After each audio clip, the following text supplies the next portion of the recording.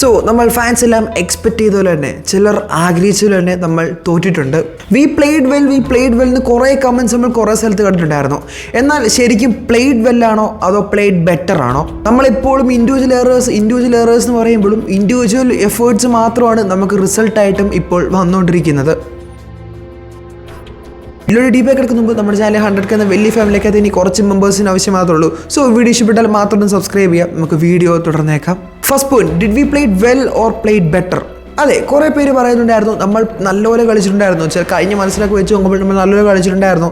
ഈ ഒരു game stage നമ്മൾ ഫസ്റ്റ് ഗെയിം എന്ന് വെച്ചാൽ നമ്മൾ ആദ്യ മത്സരം നമ്മൾ തുടർന്നായിരുന്നെങ്കിൽ നമുക്കിപ്പോൾ നല്ലൊരു പൊസിഷൻ ടേബിളിൽ സ്ഥാനം ഉറപ്പിക്കാവുന്ന രീതിയിൽ.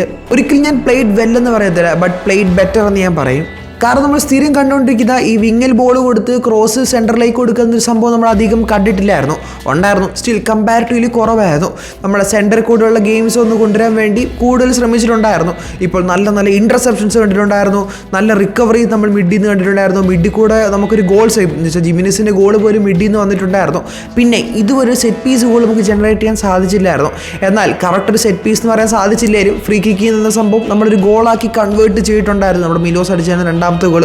സോ കുറേ എന്ന് വെച്ചാൽ എവിടെയൊക്കെ ഒരു പോസിറ്റീവ് വശവും നമ്മൾ കണ്ടിട്ടുണ്ടായിരുന്നു. Still we didn't played well, played better.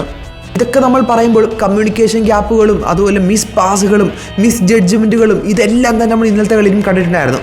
നിങ്ങൾ നമ്മുടെ 2-3 കളികൾ എന്ന് വെച്ചാൽ നമ്മുടെ ഗോവയ്ക്കെതിരെയുള്ള ബാംഗ്ലൂർ എഫ്സികളുടെ ഏത് കളി കണ്ടാലും അതിൽ പറഞ്ഞ മിസ്റ്റേക്സ് ഒക്കെ തന്നെ നമുക്ക് ഇന്നലത്തെ കളിയിലും കാണാൻ സാധിച്ചിട്ടുണ്ടായിരുന്നു. ശരിക്കും പറഞ്ഞാൽ ഈ ബ്ലാസ്റ്റേഴ്സ് ഫാൻസിനെ മനസ്സിലാകുന്നില്ല. കാരണം കുറേ ഫാൻസും ഇന്നത്തെ കളിയിൽ ഭയങ്കര ഹാപ്പിയാണ്. നമ്മളിപ്പോൾ കേരള ബ്ലാസ്റ്റേഴ്സിനോ അല്ലെങ്കിൽ എൻ്റെ ഇൻസ്റ്റാഗ്രാം പേജിൻ്റെ കമൻറ്റ് ബോക്സ് നോക്കിയാൽ നമുക്കറിയാം കുറേ ഫാൻസ് ഹാപ്പിയാണ് ഇന്നലത്തെ ഗെയിമിൽ. Okay, we played better, but ഒരു ടെമ്പററി സൊല്യൂഷൻ ആണോ നമുക്ക് വേണ്ടത്? ഒരിക്കലുമല്ല. ഇനി സപ്പോസ് നമ്മൾ ഇന്നലത്തെ കളി ജയിച്ചായിരുന്നെങ്കിലും എൻ്റെ സ്റ്റാൻഡിൽ ഒരു മാറ്റവും ഇല്ല. ഈ പ്രൊട്ടസ്റ്റുമായിട്ട് നമ്മൾ മുമ്പോട്ട് തന്നെ വേണം.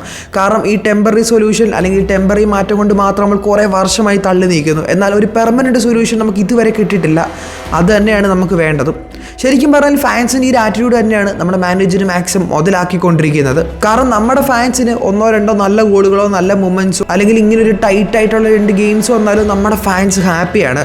അതുകൊണ്ട് തന്നെ നമ്മുടെ മാനേജ്മെൻറ്റ് അത് മാക്സിമം യൂട്ടിലൈസും ചെയ്യുന്നുണ്ട്.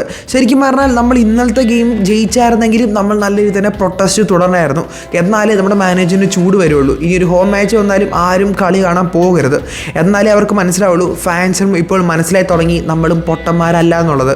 കാരണം ശരിക്കും പറഞ്ഞാൽ സങ്കടം തോന്നി ഇന്നലെ ലൂണ നമ്മുടെ ആ കുമ്മിങ്സിനെ പിടിച്ചു വെച്ചേക്കുന്നുണ്ടപ്പോൾ.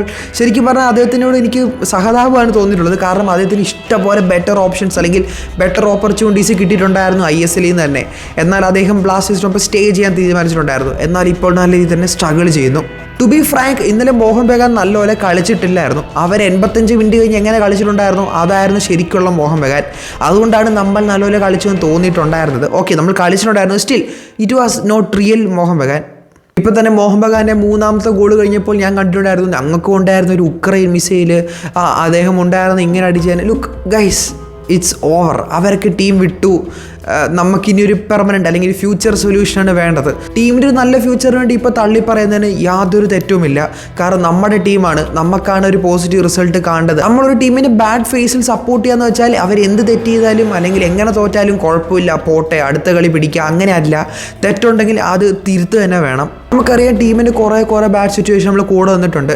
അതുകൊണ്ട് തന്നെ നമ്മൾ ഗുഡ് സിറ്റുവേഷൻ അത്ര നല്ല രീതിയിൽ തന്നെ എൻജോയും ചെയ്തിട്ടുണ്ടായിരുന്നു. സോ ഇനിയൊരു ബാഡ് ഫേസ് വന്നാൽ നമ്മൾ ഇനിയും കുറ്റം പറയും, ഇനിയും കൂടെ നിൽക്കും. നിങ്ങൾ തന്നെ ഒന്ന് ആലോചിച്ച് നോക്കുക, നല്ലപോലെ ഇരുന്നൊരു പൂവിൻ്റെ ഓരോ ഇതൾ പറിച്ച് കളയുന്ന പോലെയായിരുന്നു നമ്മുടെ നല്ല പ്ലേയേഴ്സിനൊക്കെ ടീം എന്ന് വെച്ചാൽ മാനേജ്മെൻറ്റ് വിട്ട് കളഞ്ഞിട്ടുണ്ടായിരുന്നത്. ഒരു പെർഫെക്റ്റ് റീപ്ലേസ്മെൻറ്റ് പോലും അതിന് കൊണ്ടുവരാൻ വേണ്ടി നമ്മുടെ മാനേജ്മെൻറ്റ് ശ്രമിച്ചിട്ടില്ലായിരുന്നു. അങ്ങനെയുള്ള സില്ലി മിസ്റ്റേക്സ് തന്നെയാണ് നമ്മുടെ ടീമിനെ ഇപ്പോൾ ഇങ്ങനെ അവസ്ഥയിലേക്ക് കൊണ്ടു നിർത്തിയിട്ടുള്ളത്. സോ ഈ സപ്പോർട്ട് നിർത്തുക. ഓക്കെ, കളിച്ചെങ്കിൽ നല്ലപോലെ കളിച്ചെന്ന് പറയാം എന്ന് കരുതി ഓവറായിട്ട് പ്രൊട്ടക്റ്റീവ് ആകാതിരിക്കുക. എന്ന് വെച്ചാൽ ടീമിനെ എന്ത് പറഞ്ഞാലും ടീമിൻ്റെ കൂടെ ഉണ്ട്, ഞങ്ങളുണ്ടെന്നുള്ള സംഭവങ്ങൾ നിർത്തുക. ബാക്കിയുള്ള ടീമുകളുടെ മുമ്പിൽ പിന്നെയും താന്ന് ഒരു ജോക്കർ രീതിയിലായിട്ടുണ്ട് ഇപ്പോൾ തന്നെ. സോ ടീമിനെതിരെ പ്രൊട്ടസ്റ്റ് ചെയ്യുന്ന മീൻസ് പ്ലേയേഴ്സിനെതിരെയോ അല്ലെങ്കിൽ അവർക്കെതിരെ നെഗറ്റീവ് ഉണ്ടാക്കുക എന്നുള്ളതല്ല, മാനേജറിനെതിരെ അതുപോലെ ക്ലബിൻ്റെ ഫ്യൂച്ചറിലെ ഒരു നല്ല ഫ്യൂച്ചറിന് വേണ്ടിയാണ് നമ്മൾ ഈ പ്രൊട്ടസ്റ്റ് ചെയ്യുന്നത് അല്ലെങ്കിൽ എന്ത് ചെയ്യുന്നുണ്ടെങ്കിലും. എനിക്ക് ഇത്ര പറയാനുള്ളൂ. ഇനി അടുത്ത 2-3 ഹോം മാച്ച് ജയിച്ചാൽ പോലും നമ്മൾ പ്രൊട്ടസ്റ്റ് ആരും നിർത്തല്, അല്ലെങ്കിൽ ഈ പറയുന്ന മാനേജ്മെൻ്റ് ഔട്ട് അങ്ങനെയുള്ള സംഭവങ്ങളൊന്നും നിർത്തല്. ബിക്കോസ് കുറേ ഫാൻസിന് ഇപ്പോഴും ഇതിന് സീരിയസ്നെസ് അറിയത്തില്ല. കാരണം ഇത് നമ്മൾ തുടർന്നുകൊണ്ടിരുന്നാൽ അടുത്ത വർഷം ഇതിന് സെയിം റിപ്പീറ്റ് ആയിരിക്കും. നല്ലൊരു പ്ലാൻ അല്ലെങ്കിൽ നല്ലൊരു ബേസിലില്ലാതെ ഒരിക്കലും ആരും ജയിക്കാൻ പോകുന്നില്ല. ഇപ്പോൾ മോഹൻ ബഗാൻ എടുക്കുക, അവരുടെ സബ്സ്റ്റിറ്റ്യൂഷൻ ബെഞ്ച് എന്തുമാത്രം സ്ട്രോങ് ആയിരുന്നു. ഒരു 80 മിനിറ്റ് കഴിഞ്ഞപ്പോൾ എനിക്ക് ഉറപ്പായിരുന്നു ഈ ഒരു ഗോൾ ലീഡ് വെച്ച് നമ്മൾ മുമ്പോട്ട് പോകില്ല എന്നുള്ളത്. കറക്റ്റ് സമയത്ത് ആഷിഖിനെ കൊണ്ടിരുന്നു. വെറും 7 മിനിറ്റ് ആഷിഖ് കളിച്ചിട്ടുണ്ടായിരുന്നു. 7-11 മിനിറ്റ്, 11 മിനിറ്റോളം കളിച്ചിട്ടുണ്ടായിരുന്ന ആഷിഖായിരുന്നു മാൻ ഓഫ് ദി മാച്ച്. എത്ര ഇമ്പോർട്ടൻ്റ് ആയ സബ്സ്റ്റിറ്റ്യൂഷനിലായിരുന്നു ഇന്നലെ മോഹൻ ബഗാൻ നടത്തിയിട്ടുണ്ടായിരുന്നു. സോ നല്ലൊരു ബെഞ്ച് സ്ട്രെങ്ത്, നല്ല കുറേ പ്ലേയേഴ്സ്, ഇതൊക്കെ അനിവാര്യം തന്നെയാണ് ISL. നമുക്കറിയാം ISL 4 ഫോറിൻ പ്ലേയേഴ്സിന് മാത്രമാണ് സ്റ്റാർട്ടിൽ വേണ്ടി കളിക്കാൻ വരുന്നത്. സോ ക്വാളിറ്റി ഇന്ത്യൻ പ്ലേയേഴ്സും അത്രത്തോളം ഇമ്പോർട്ടൻ്റ് തന്നെയാണ്. ഇനി ഗോൾ സ്കോറിങ് ഇന്ത്യൻ പ്ലേയേഴ്സ് ഉണ്ടെങ്കിൽ അത് കൂടുതൽ നല്ലത് തന്നെയാണ്. നമുക്ക് ഈ പറയുന്നത് ഒന്നും തന്നെ ഇല്ല. മാനേജ്മെൻറ്റിനെ മുൻകൈ എടുത്ത് ടീമിനെ നന്നാക്കും അല്ലെങ്കിൽ പ്ലേയേഴ്സിനെ കൊണ്ടുവരുമെന്ന് എനിക്കൊരിക്കലും തോന്നുന്നില്ല. കാരണം ഗോൾഡൻ ബൂട്ടായിരുന്നു, ഡിമിയെ വിട്ട് കളഞ്ഞു. നല്ലപോലെ കളിച്ചിട്ടുണ്ടായിരുന്ന കോംബോ എന്ന് വെച്ചാൽ പരസ്പരം നല്ല അണ്ടർസ്റ്റാൻഡിങ് ഉണ്ടായിരുന്ന അൽവാറോയും ഡൈസിനെയും കൊടുത്തു വിട്ടു. 3 സീസൺ നമ്മളെ കൺസിസ്റ്റൻ്റ് ആയിട്ട് സെമി ഫൈനലിൽ കയറിക്കൊണ്ട് ഇവാനെ പറഞ്ഞു വിട്ടു. അതുപോലെ എത്ര സഹല്, ജിക്സണ്, എത്ര പ്ലേയേഴ്സിനെ പറഞ്ഞു വിട്ടു. അവർക്ക് ആർക്കും ഒരു പെർഫെക്റ്റ് റീപ്ലേസ്മെൻറ്റ് കൊണ്ടുവരാൻ സാധിക്കാത്ത മാനേജ്മെൻറ്റ് ഇനി ഒരു ഇനീഷ്യേറ്റീവ് എടുത്ത് കൊണ്ടുവരുമെന്ന് എനിക്ക് തോന്നുന്നില്ല.